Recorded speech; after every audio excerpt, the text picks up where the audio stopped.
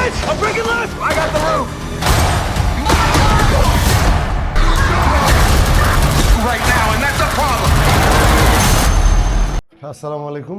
মূলত ব্যক্তিগত কিছু কাজের কারণে আমি বেশ কিছুদিন ব্যস্ত ছিলাম এবং সে কারণেই নিয়মিত ভিডিও দেওয়া হয়নি। তো আশা করি এখন থেকে নিয়মিত হব। তো আজকে আমি যে মুভিটা নিয়ে কথা বলবো সেই মুভিটা কিছুদিন আগে নেটফ্লিক্সে মুক্তি পেয়েছে এবং মুভিটার নাম হচ্ছে দ্য রিপ। হয়তো বা ইতিমধ্যে অনেকেই এই মুভিটা দেখেছেন বা অনেকেই দেখেননি, কিন্তু আমার মনে হয় 2026 সালে এখনো পর্যন্ত মুক্তি পাওয়া সিনেমার মধ্যে এটা উপরের ক্যাটাগরিতে থাকবে। কেন বলছি, যারা অ্যাকশন এবং থ্রিলার পছন্দ করেন তাদের জন্য এই মুভিটা মাস্ট ওয়াচ। যদিও এটা একটি ইংরেজি ভাষার মুভি এবং এটা হিন্দি ডাবিংও পাওয়া যাচ্ছে, তো এটা একটা প্লাস পয়েন্ট। আপনারা চাইলে নেটফ্লিক্সে গিয়ে ইতিমধ্যে এই মুভিটা দেখতে পারেন। এখন যদি আমি এই মুভির গল্পটা সামান্য একটু বলি, তাহলে এই মুভির গল্পটা হচ্ছে এমন যে শুরুতেই একজন মেয়ে খুন হয় এবং পুলিশের একটা টিম থাকে যারা মূলত বিভিন্ন পুলিশি কার্যক্রম করে থাকে, যেমন তারা বিভিন্ন স্থানে রেড দিয়ে বেড়ায়। ঠিক তারই প্রেক্ষিতে তারা এমন একটি জায়গায় অভিযান করে যেটা মূলত একটা গ্যাংস্টারের জায়গা এবং তারা সেখানে বিপুল পরিমাণে অর্থ পায় এবং সেই অর্থ তারা কি করবে, তারা কি মূলত এই অর্থ সরকারের কাছে জমা দিবে নাকি তারা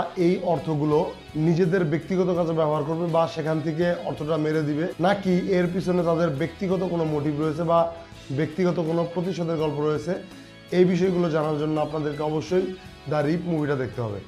এখন আমি যদি বলি, আমার কাছে এই মুভিটা বেশ ভালো লেগেছে। যদিও এই মুভিতে মোটামুটি বেশ কিছু ড্রব্যাক রয়েছে, তার মধ্যেও এই মুভিটা বেশ ভালো একটা মুভি। যেমন এই মুভিতে যে সাসপেন্সটা রাখা হয়েছে সেই জিনিসটা মোটামুটি মুভির শেষ অংশে গিয়ে রিভিল হয়, যেটা পুরো মুভি দেখতে অবশ্যই সাহায্য করে এবং স্ক্রিনের সাথে আটকে রাখতে পারে। তার পাশাপাশি এই মুভির যে গল্প বলার ধরন সেটা বেশ এঙ্গেজিং, যেটা কখনোই আপনাকে বোর করে না। তার পাশাপাশি এই মুভির যে ব্যাকগ্রাউন্ড মিউজিক সেগুলো বেশ দুর্দান্ত এবং এই মুভিতে যারা অভিনয় করেছেন তাদের প্রত্যেকের অভিনয় খুবই ভালো লেগেছে আমার কাছে। যদিও ছোট থেকে ছোট ক্যারেক্টারও মোটামুটি বেশ ইম্প্যাক্টফুল আমার মনে হয়। যদিও এই মুভিতে খুব বেশি তারা অভিনয় করেছেন বিষয়টা এমন না, খুব গুটি কয়েক বা অল্প কিছু মানুষকে নিয়েই এই মুভিটা শেষ করা হয়েছে, অল্প কিছু ক্যারেক্টারের মাধ্যমেই এটাকে সাজানো হয়েছে, কিন্তু তারপরেও এটা বেশ এঙ্গেজিং একটা গল্প। এবং এর যে অ্যাকশন সিনগুলো দেখানো হয়েছে, যদিও হ্যান্ড টু হ্যান্ড কম্ব্যাট খুব একটা নেই, গান ফাইটের সিনগুলোই বেশি, সেগুলো মোটামুটি বেশ ভালো ছিল।